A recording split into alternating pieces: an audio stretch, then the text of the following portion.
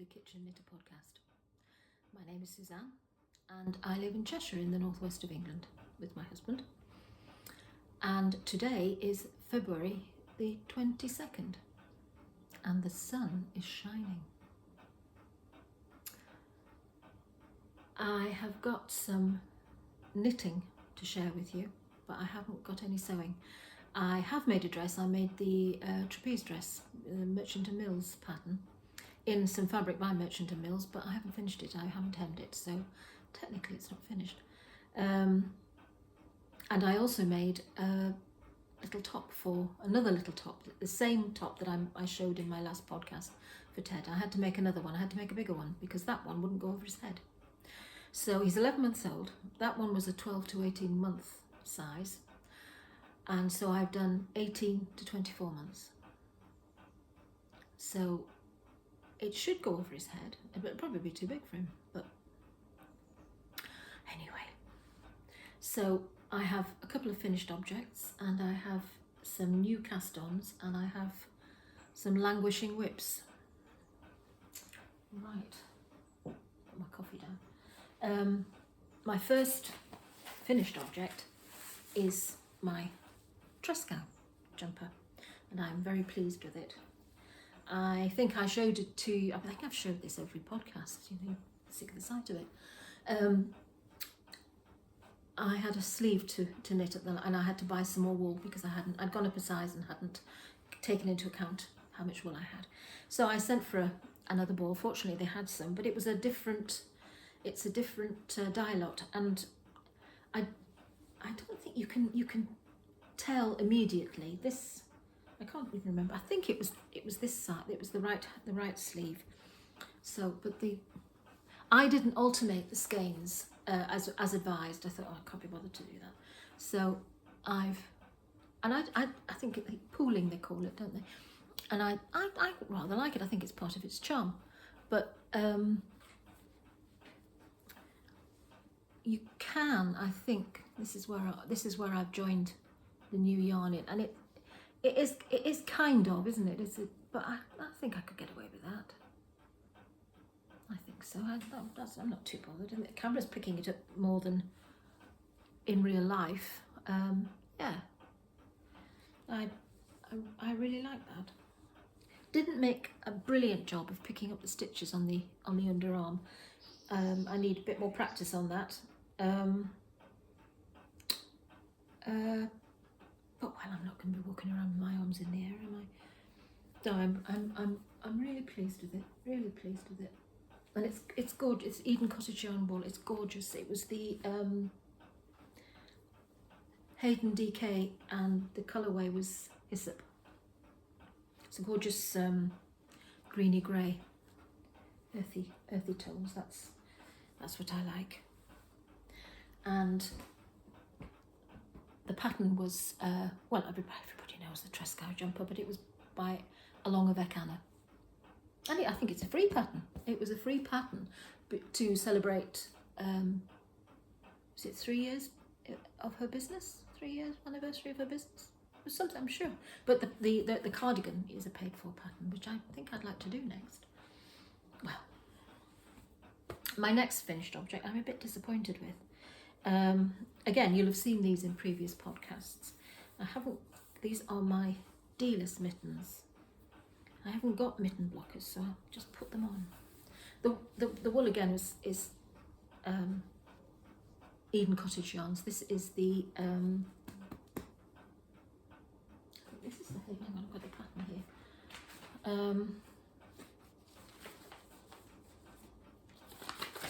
Find it in a minute.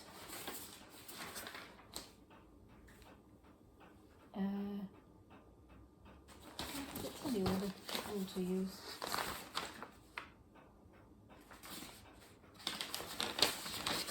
Here we are. Yes, Hayden 4. This is Hayden 4-ply, not DK, and I can't remember the colourway of this. Oakwood. I can't remember.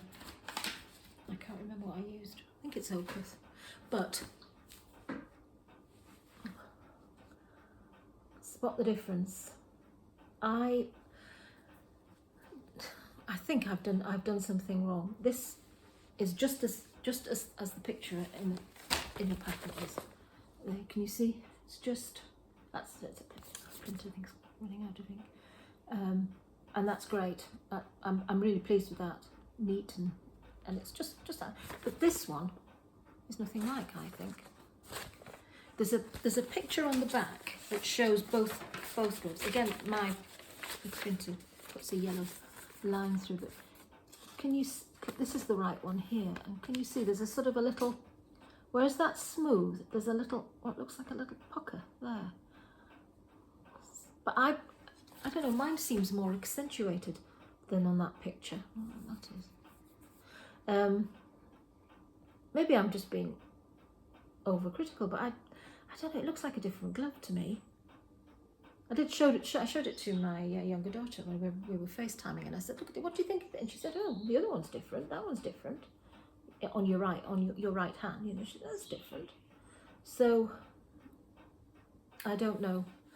To get this was fairly straightforward on this one. This was, but with this one you had to do a yarn over backwards. Now, I'd never heard of a yarn over backwards, so I googled it, and it doesn't come up as yarn over backwards. It comes as a reverse yarn over. Is that the same thing? I don't know. So that's what I did. I watched the tutorial, little 5-minute tutorial on how to do a reverse yarn over. So I don't know. I thought it might smooth out a little bit with blocking, but it doesn't. And it's a shame really, because again it's gorgeous wool and a lovely pattern. I didn't do the rib on the thumb because it was just far too fiddly. I'd have to use DPNs, and I'm not very good with DPNs. I stab myself, I drop them. No, so I don't think they need. I'll show you the better side. I don't think they need. I don't think it looks odd. A bit close, I don't think it looks odd. Anyway, but yeah, I've done something wrong, I think. I'm tempted to email the pattern designer and just say, you know, what have I done wrong? Because I don't think it's the pattern. I think it's me. I wouldn't criticise the pattern because I can't write patterns. I'm not, you know, I've never done that at all. So I don't know. We'll see. So those are my 2 finished objects. My works in progress. I've got a. What's this? Where's my? I think I mentioned this in my last podcast that I was going to cast on the Margot cardigan, a pattern again by Along of Ekana, and it's. Let's see. I haven't got very far at all. I really just started it, but the wool I'm using is gorgeous. It's by Lena Marie, and let's move those. Again, it's the signature raglan pattern. You can't really see it very well, can you? It's that stitch markers are a nuisance.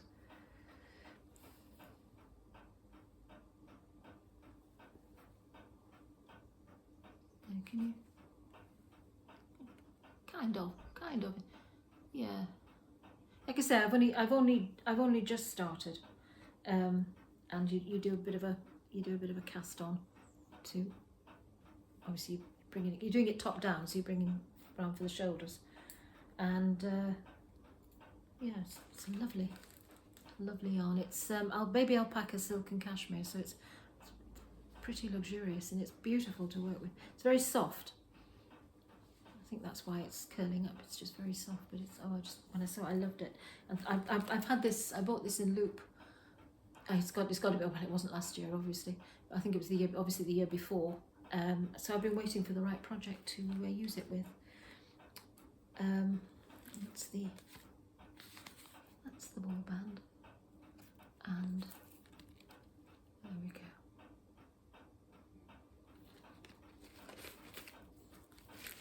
So that's that. I've got to concentrate on that, but I don't watch television. Well, I don't watch television and knit anyway. I can't do both. I can't. I'm either watching television or I'll show you this one next.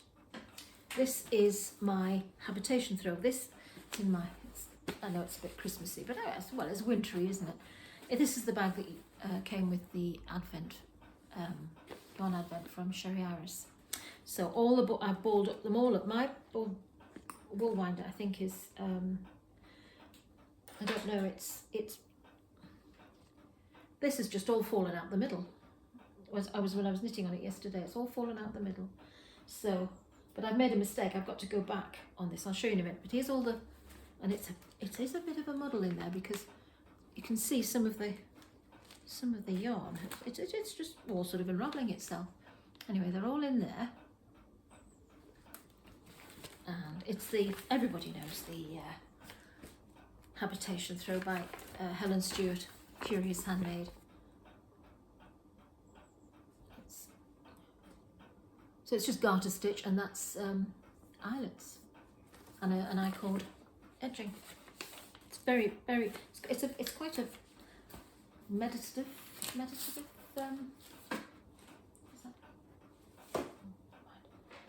So the mistake I've made is, apart from dropping a stitch there and making a bit of a mess trying to pick it up, I then realised that I've done too many of these before doing an eyelet pattern. So I'm going to have to take that back out. That looks a mess. So, but this was December the 1st, and this is December the 2nd of the Advents. And it's a lovely pattern. It's really lovely. It grows quickly too. Yeah, I'm going to enjoy it. I'm going to put it on. I've got a settee in the conservatory, and we've had it for about 30 years, and I'd like to think it was shabby chic, but it's not. It's just shabby, and I've got it covered with a French linen sheet, and I've got some cushions from material I made from peony and sage and cabbages and roses. So yeah, it's kind of shabby chic, isn't it? Kind of vintage looking, but it needs something else. It needs, I don't know, and I'm thinking if I sort of drape that along the back kind of thing, it might look a little bit better. But it's a lovely old settee. It's one of those that've got the wooden legs and then the brass casters on the bottom. So it was very, very nice settee when we bought it. I was pregnant with my youngest daughter, and she's 27, so it's not quite 30 years old, but even so, and it's been well used and jumped on and sat on, and cats have lain on it and things like that. So, but it's also that I think it's got a bit of light damage because of course it's quite bright in a conservatory. Ours is anyway, and it's got stains on it and things like that. So, yeah, I might take a picture of it when I finish this, and I'll take a picture and you can see what I've done. But yeah. But I've got to take that back now, and I've got to sort that out. I think I was watching, it was Sharon's podcast, her latest podcast. I think it came up.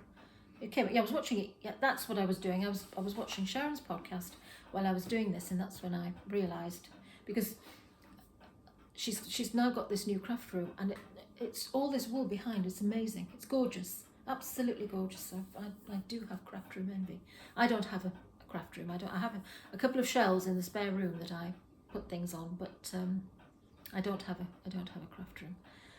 The sewing machine sits in the cupboard under the stairs, and I've got yarn on one of the shelves. And I don't have a huge stash. Although my husband thinks I've got far too much wool. And then I showed him Sharon's podcast and said, no, I don't have too much wool. It's amazing. Anyway, I was watching Sharon. Her podcast is SCR1TNO. I think I've got that right. And she was talking about her wool winder, and it is just not cooperating. And I think we've got the same one. I've got a Knit Pro, the little blue and white plastic affair. So I'm thinking I might save up and buy one of those the wooden ones. I've seen them. I think Vicky from West Green Loft Yarns has one, and it's kind of flat on the table. And you turn it rather than turning it this way, you're turning it and I think it was in Loop. I saw one and I thought, you know, that looks more efficient. Anyway, it's something to look into. But yeah, I was a bit disappointed with my wool winding on this event, because if it tangles it too much, you end up wasting yarn, don't you? If you have to snap it and start again and things like that, it's a bit of a waste. So that's the habitation throw, which is going to be an ongoing thing, I think. The other thing I've cast on, or this is a languishing whip, is the Sock Society, Helen Stewart's. So I've got all the sizes here now. Then let me see. Is this the picture? Yeah. Here we are. And the curling mist socks. I thought I'd have a go at those. That's a different heel. I've not tried that one before, but I think I've done a toe like that before. Is that just the normal, and then you Kitchener it? Anyway, I'm knitting those on some. I have literally just started them, and I'm knitting on a Sherry Iris yarn, and it is Brightly Shone the Moon. So this was Christmas. This was a Christmas yarn. I think she brought it out just before Christmas, and it is the most gorgeous greys. I bought 2 of these, and I wanted to knit what do you call it, like in tandem. I would knit a cuff and then do that. I can't do two at a time. I can't do magic loop. I have tried the magic loop, and I get so frustrated.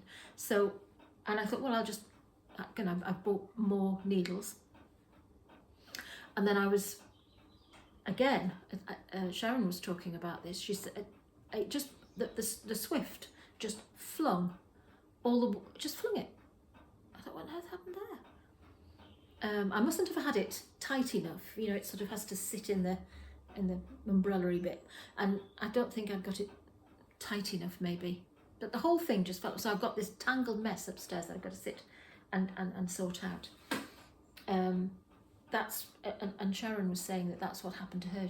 The Swift just flung everything off, and onto the floor. It literally just was this untidy mess on the floor.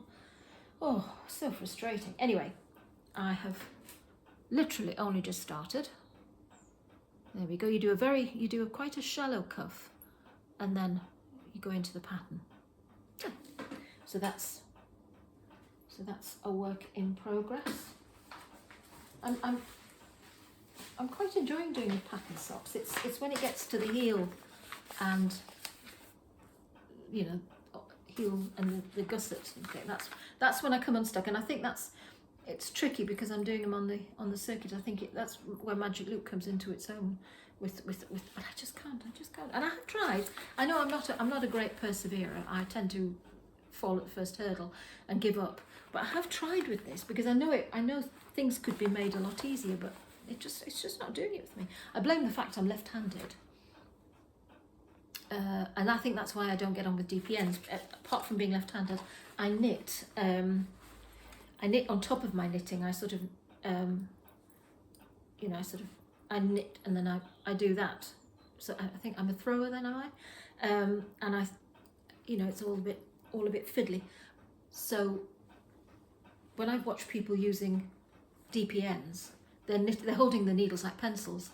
I can't do that. I just doesn't. I think it's because I wasn't taught to knit like that. I was taught to knit at school, in primary school, by my mother was a beautiful knitter, but I was taught to knit at school, and my mum kind of kept an eye on what I was doing, I think. But she used to hold the needles like pencils.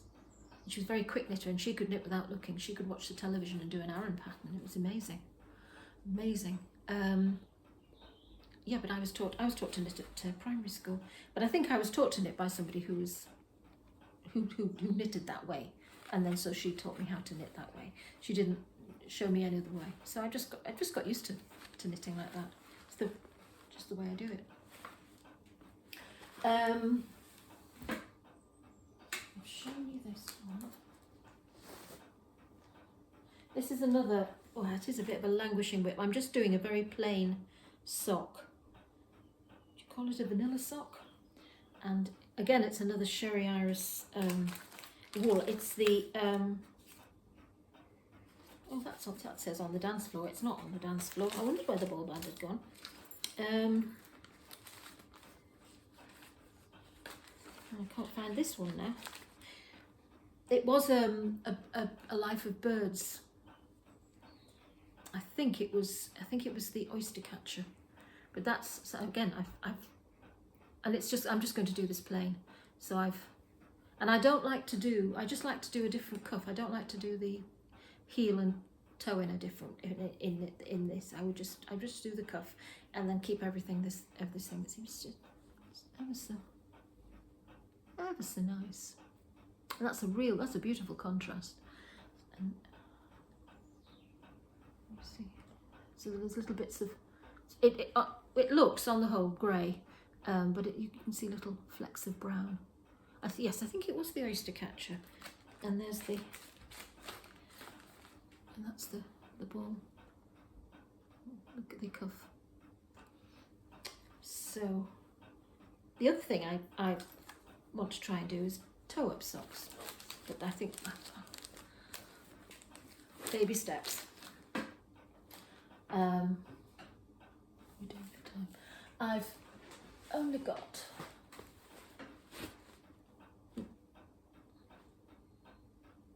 I'll show you the Lola socks. I've had 3 attempts at doing this, so I can't. No, I don't think I have shown you the Lola socks. These again are a languishing whip, and everybody's done theirs and moved on, and I'm still doing mine because I had to have a few attempts at this heel, a go day heel. Look, it's not very neat, is it? I had a couple of attempts and I thought I can't keep pulling this out because the wool starts to split and I'm going to ruin it. So but I love doing this pattern. In fact, I've made the socks a bit longer than I would normally do because I was into the pattern, and it's lovely. And it's a lovely wool. It's this is On the Dance Floor by Sherry Iris. And that was, there's always beautiful ball bands, beautiful artwork, which I believe her son does. So I'm going to carry on with this. See, I mean, everybody knows about the Lola socks, but if I show you, see how neat that is. Beautiful. And mine isn't. But I will soldier on with it. I will soldier on. I did at one point think, oh, I'll pull it all out and I'll just do a vanilla sock, but no. Carry on. And my Sherry Iris project bag, signature tabs, and the polka dot liner, and it's nice and thick. It's got nice wadding and it stands up. Lovely. Well, that's it. I think that's everything. Yeah, that's everything. I wasn't going to podcast this morning. I thought, I'll wait till Friday, and then realised that I've got an appointment at the hygienist on Friday morning, and then Waitrose are delivering the food shop. I mean, that's how busy my life is. And tomorrow the Arga's being serviced, so that's my week. That's my week. I mean, I work. I'm working from home at the moment. I work Tuesday, Wednesday, Thursday, and I'm working at home. I work as a receptionist and administration clerk, that sort of thing. And at the moment, they are diverting the phone calls through my landline, and I have a computer here so I can deal with emails. But so that's it at the moment. I don't know when we're going to be going back. We're waiting for an announcement from our Boris this evening, but I don't know. I don't know how it's going to affect us. It's local council, so I don't know. We'll have to wait and see. So the Arga's being serviced tomorrow. Well, that's fine. I can set up my office. I normally sit here at the kitchen table, but I can set up in the dining room, and we can be socially distanced. That's it. That's all that's happening. I like to listen to some of the live chat that podcasters do, but I mean, I live a very quiet life, a very boring life, I suppose, to some. Well, no, not boring, but I don't think it's boring. This is how I want my life, quiet. But and the other, I haven't got any purchases. I haven't bought any wool. I think I showed you. I showed you the Sherry Iris January sock club, which is foxglove wood this year, like the Advent was foxglove wood. That was beautiful. New Possibilities, I think it was called. I'm sure I showed it to you, but I was lucky enough to be quick and get a February one. That should be coming in the next. I think it comes towards the end of the month. So I've got that, but I've been actually quite good because it's been an expensive month actually. January, I had to have new glasses, so I've got, because I was in denial, and those glasses I was using before were just easy readers, whereas I now felt that they weren't strong enough, and they're not. So these are my office lenses, which make me feel very important, and then I've got some distance ones, so they're the same but just a different shape. I quite like the tortoiseshell, and I don't like glasses that it's my own preference, but that have a metal arm. I like it all to be the same. So there was that to pay for, and I also had some dental treatment. I had to have an extraction. So not only am I losing my eyesight and my teeth, I might be losing my mind. I don't know. So there was that. There was that expense. So having said that, I've been being very good. I have ordered the Easter celebration box from Sherry Iris. That went up. I think it was a fortnight ago. I purposely didn't go for the Valentine box. I thought it's too soon from the Advent. So I'm looking forward to that. Sharon, again, who I was watching, she did get the Valentine what was it? Flowers of Romance box, I think, and it came in a gorgeous box that you could keep. It had a fastener, and you open it from Valentine's Day onwards, and she opened a little package last night, and it was beautiful, gorgeous. I like Sharon's podcast. She's very organised. She sounds as if she's a very busy person, and has to be. But she does a rotation. She calls it. It's not a podcast. It's a project. It's a knitting project, and she has a rotation where she knits a particular thing on a particular day over 6 days. So I can't remember exactly. I was day 1 socks, day 2 small item, day 3 a garment, that sort of thing, and over 6 days, and then she's got a free day on the 7th to catch up on whatever. And I thought that's such a good idea. It's a good idea. It would stop me faffing about with one thing and leaving things languishing. I don't know. I just watch the podcasts and see all these beautiful things being knitted and think, I want to knit that. I want to knit that. There's a new to me podcast called 50 Fabulous Knits. Pia, she's Danish, and she's been doing podcasts in Danish, and then decided she would have a go at doing English podcasts, because her daughter-in-law is, I think she's from Brazil, and obviously doesn't speak Danish, but she speaks English. So, and she wanted to follow her mother-in-law's podcast.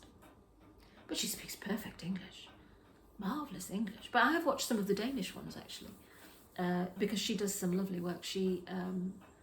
And she's released a pattern, which is, I think I might buy. You can either do what she calls a tee with a short sleeve, or it's a long sleeve. On the pattern, I think she's knitted the tee in black, so you can't see the pattern. But on the podcast, when she's talking about it, she wears the jumper and it's in grey, and it's beautiful. Yeah, and she's very beautiful. It's a lovely podcast. And another new to me podcast is Helen from Yarn Street UK puts a little. It's a very short podcast video up about once a week, and she just talks about new wool releases, new pattern releases, what's going on in the yarny world regarding yarn shops and things. Obviously it's limited because the yarn shops aren't open at the moment, but she can inform you of Zoom festivals and things like that, and she's very nice. She's lovely, and it's I think it's such a good idea. It's a really, I mean, it's not new. She's been doing this for a while, I think, but as a blog, and then decided to just do it. In the first couple of podcasts, she is just talking about newsy things in the yarn world. But then this podcast that came out at the weekend, she's showing you what she's been doing, and she's new to crochet, and it's what she's doing is absolutely beautiful. I can't crochet, and it's gorgeous. So that was a Yarn Street UK. That's a nice little podcast too. I watch all the podcasts that everybody watches, all of the very popular ones. I can't think of any more that are new. I think those are the two that are new to me. Yes. But I've also got to thank Lindsay from the Stitch Create Love podcast, because she mentioned my podcast and I got quite a lot of new subscribers, which is lovely. And thank you so much, Lindsay. That was really lovely. It was very kind of you to do that. And thank you to everyone who subscribes. It's really lovely. It makes me think, right, well, I got to get my act together kind of thing. I do enjoy doing these podcasts. It takes me a bit of time to get going. Like I said, I had three goes at doing this, but I should do it more often, and maybe. I mean, I've had lovely comments. Nobody's commented on the fact that they keep seeing the same old project and things.